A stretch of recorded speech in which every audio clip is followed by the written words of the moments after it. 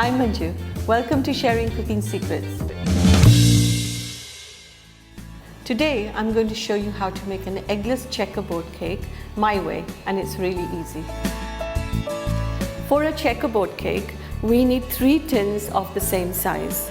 So first of all, I'm going to grease and dust my tins. Now I've taken this tin, it's about 7 inches in diameter. You can use even 7.5 to 8 inches. So I'm going to grease my tin. I've washed my hands, so I'm going to take some butter and I'm just going to grease and dust my tin.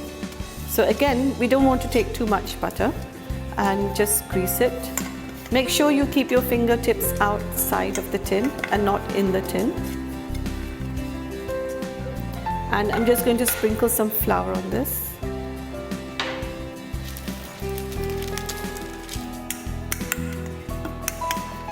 Take the flour right up to the top and just now remove the excess. And we're going to grease all 3 of them like this. Okay? So I've greased all 3 tins. Now don't worry, if you don't have 3 tins, you can bake these one at a time. Okay? Now it's very important first to preheat our oven. So I'm preheating my oven for 20 minutes at 180 degrees C and on bake mode. And now let's prepare the batter. So I've got all my ingredients ready. And I'm just going to first sift the flour, and I've got 3 cups of flour here.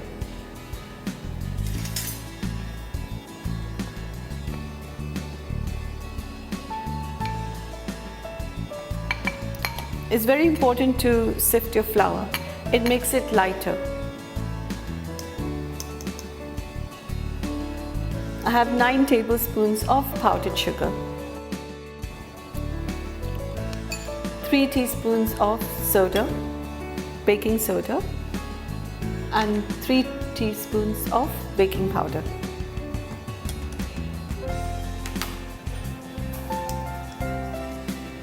Now in this, I'm going to add 400 plus 2, 600 ml of condensed milk. Now I have 300 grams of soft butter. So we'll just add this.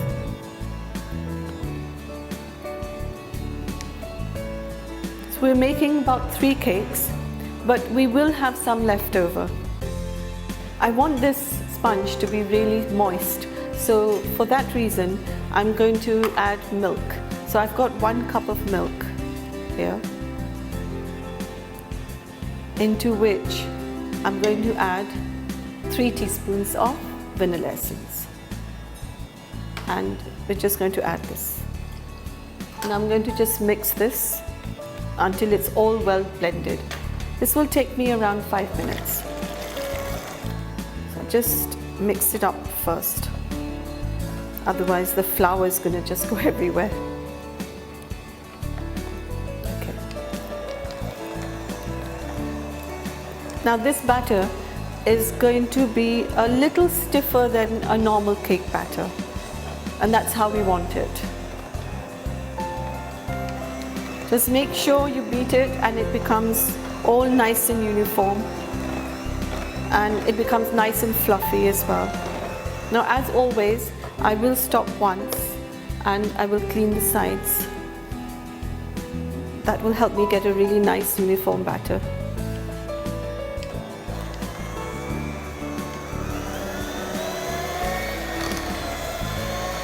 So I think that's quite nicely done. So let's clean the sides once more. Now what we're going to do is divide the batter. So I'm going to put more than half of the batter in one bowl. So you can think maybe 60-40. So you have 40% of the batter in one bowl and 60% of the batter in the other bowl. In the bowl which we have more batter, I'm going to add about 9 tablespoons of cocoa powder, and this has been sifted beforehand. And because I have put the cocoa powder, I need to add a little bit more of liquid to make both the consistencies the same. So So can you see this, the consistency of this batter? It's much thicker, much tighter than a normal cake batter. So I'm just going to add about 2 tablespoons, 2 to 3 tablespoons first, and then we'll mix it and then we'll see how much more we require. If you're not too sure, just do 2 tablespoons at a time. And we'll just beat this batter again until it's nice and smooth. So let's mix this up so we get a nice smooth batter. So before I put the machine on, I'll just mix it so the cocoa powder doesn't go everywhere. All right. Just a few minutes will do the trick. So let me just clean the sides a bit. And just check the batter. So it's still very thick. So this tells me that I need to add more liquid. So just add another tablespoon.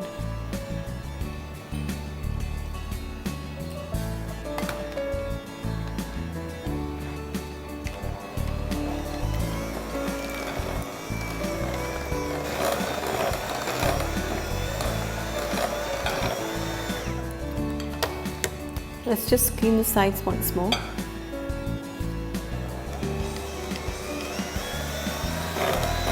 Just give it a quick mix and it's done. Now it's very important to check the consistency of the batter and to make sure that both batters are about the same consistency. I've got 2 icing bags here, and I'm going to put the chocolate batter in one icing bag and the plain batter in one icing bag. So I do need nozzles for piping this out. So these are called plain nozzles and they're about 2 centimeters in diameter. So you just open the bags and make your collar and put 1 nozzle in each bag, obviously. So let's just cut this up and just push the nozzles out.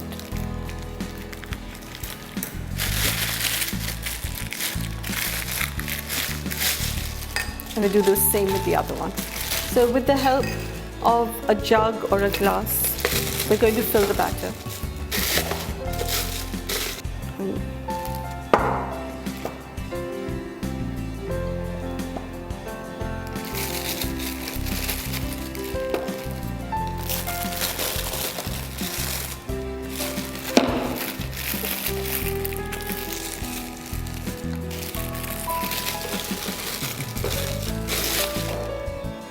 Now we'll put the white batter in.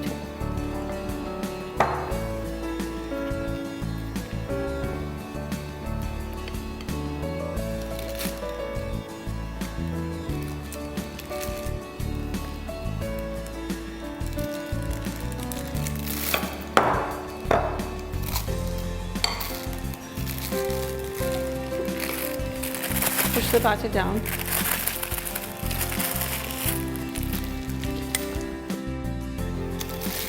So I'm going to start with the chocolate batter first, and it's very important to keep your hand at the same height when you're piping.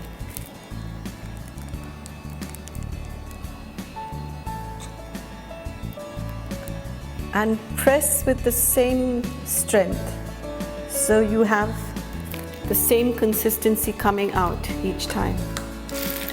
And now next we're going to pipe out the white batter. So now can you understand why we need the batter to be a little stiff? So when you're piping it out, it doesn't move at all. And we need to do this, the same thing, in the second tin.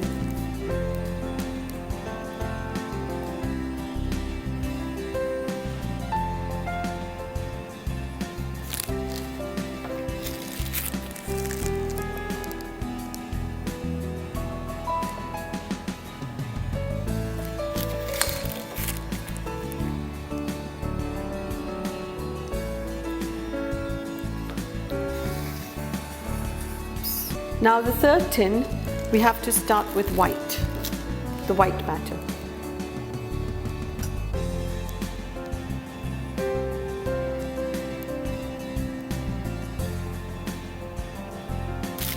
And then same thing we'll do the chocolate, right next to the white.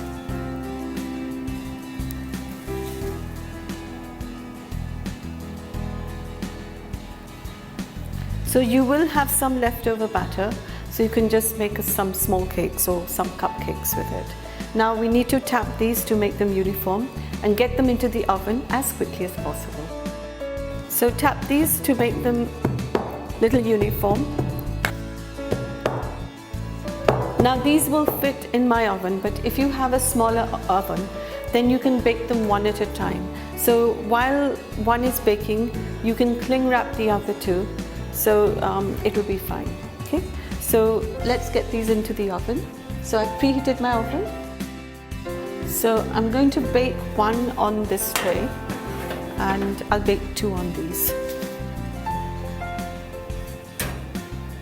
on the rack. I think this should be good.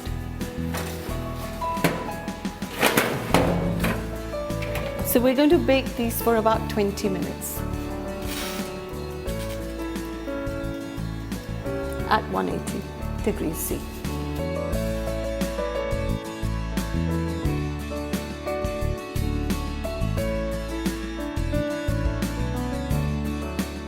So our cakes are ready. Let's get them out.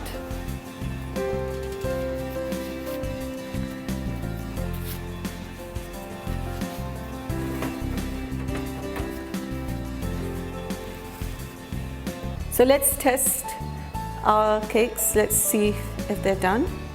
Yes, that's perfect. And this one, perfect as well.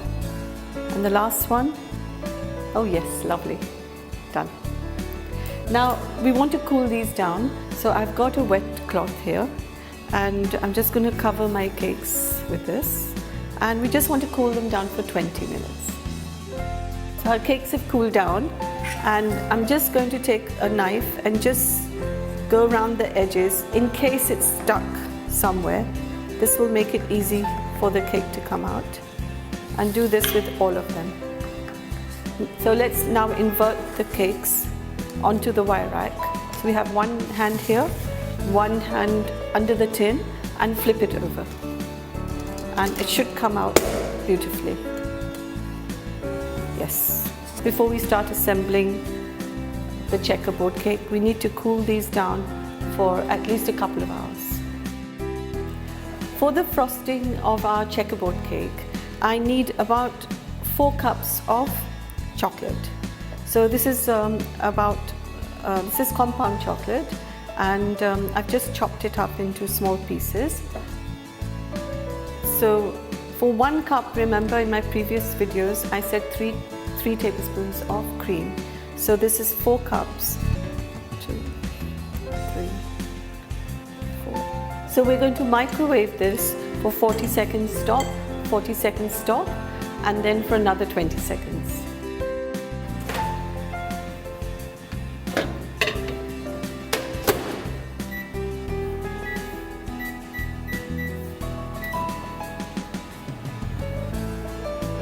You must stop every 40 seconds, otherwise the chocolate will burn. So I'm just going to take this out once and just give it a little mix. Now I'm putting this back again for another 20 seconds.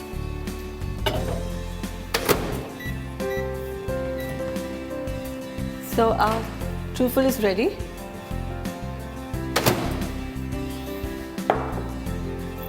So just mix this, get all the chocolate melted nicely, and we're going to add about 4 tablespoons of butter. So our chocolate is all melted, and now what we need to do is keep this overnight in the fridge until it has set somewhat. So I've made some previously, so I'm going to use that on my checkerboard cake. So this is my chilled truffle, and it's not very hard, it's just been in the fridge. And before you use this, just take it out from the fridge for about half an hour, and now we're going to beat it. Now once we beat this, it'll become like a ganache. It'll become light and fluffy.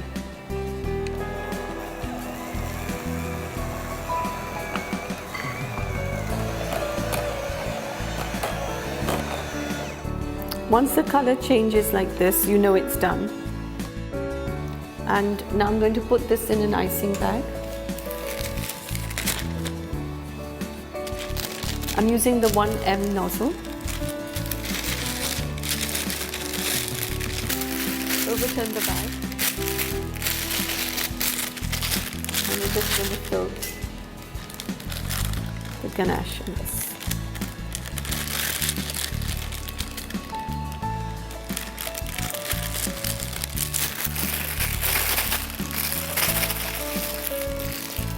Keep this ready. And now we're going to assemble our checkerboard cake. We're going to start with the cake, which starts with the chocolate batter, and we're just going to apply a little bit of ganache on the base like this, so it doesn't move.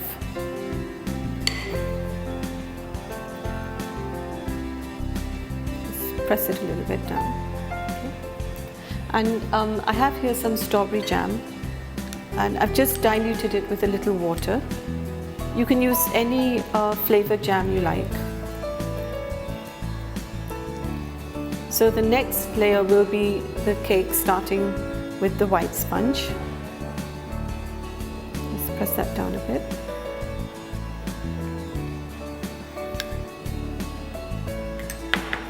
And just spread this all over. This is a really tall cake. The last one will be the one starting with the chocolate. Okay, press it down. And now we're going to cover this with the ganache. So take your ganache and just cover the entire cake. You can do a crumb coat if you want. Do a thin layer first and then put it in the fridge for some time, and then do the second layer, if that's easy for you. I think I'll get some hot water and we'll dip our knife and we'll do a really nice finishing. So I've got some hot water here, and I'm just using a bigger knife. This is called a bent palette knife. And just dip it in, shake off the excess water, and just take it around. This will help you give a nice finishing. You have to do this a couple of times. It won't happen in one shot. So you have to keep doing this. And we'll just do the top as well.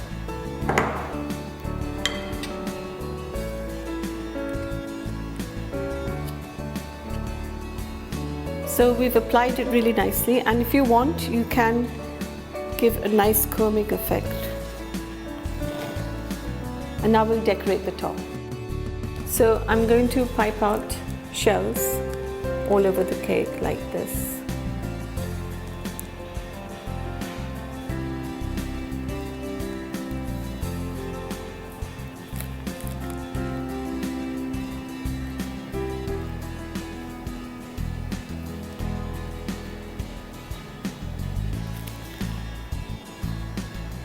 Now we'll do a second row. See, all I'm doing is just pressing, keeping my hand in one position and letting it spread. Press, stop, and just pull away. So let it spread, stop, pull away. Keep your hand straight, press, let it spread, stop, pull away.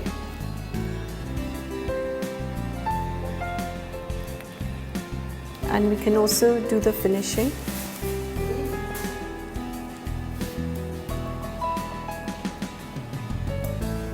It's the same principle.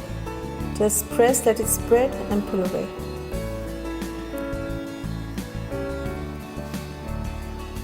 Okay.